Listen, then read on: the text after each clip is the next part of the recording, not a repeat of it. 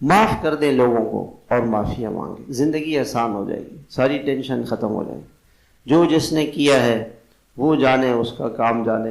اپنے دل کو سب سے صاف رکھے، کسی کے لیے اپنے دل میں کوئی میل نہیں رکھے۔ تو بیت اللہ کی حاضری سے قبل آدمی اپنے گناہ توبہ کر لے، معافی مانگ لے اور وہاں چلا جائے اور اللہ کو مقصود بنائے۔ حضرت جنید بغدادی رحمۃ اللہ علیہ طواف کر رہے تھے، ایک لڑکی طواف کر رہی تھی اور طواف کرتے ہوئے کہہ رہی تھی آپ سے ملنا چاہتی ہوں، آپ سے ملاقات کے لیے آئی ہوں، آپ کی زیارت کرنا چاہتی ہوں، آپ کیسے آپ سے ملوں میں؟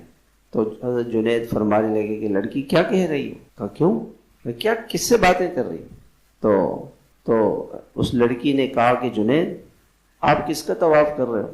تو میں بیت اللہ کا طواف کر رہا ہوں۔ کہا اچھا پتھروں کا طواف کر رہے ہو؟ کہا تم کس کا طواف کر رہی ہو؟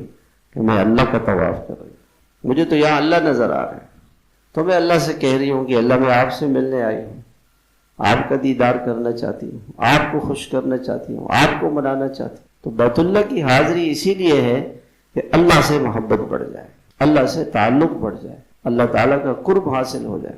اور جملہ کیا فرمایا؟ لبیک، کہ اللہ میں تجھ سے محبت کے لیے حاضر ہوں، تیری بندگی کے لیے حاضر ہوں، تجھے راضی کرنے کے لیے حاضر ہوں، تجھے منانے کے لیے حاضر ہوں، تیری ماننے کے لیے حاضر ہوں۔ میں تیرا ہوں، کسی کا نہیں۔ اے اللہ میں تیرے دربار میں حاضر ہو رہا ہوں تیرا بننے کے لیے، میں کسی کا نہیں ہوں، میں صرف اللہ کا ہوں۔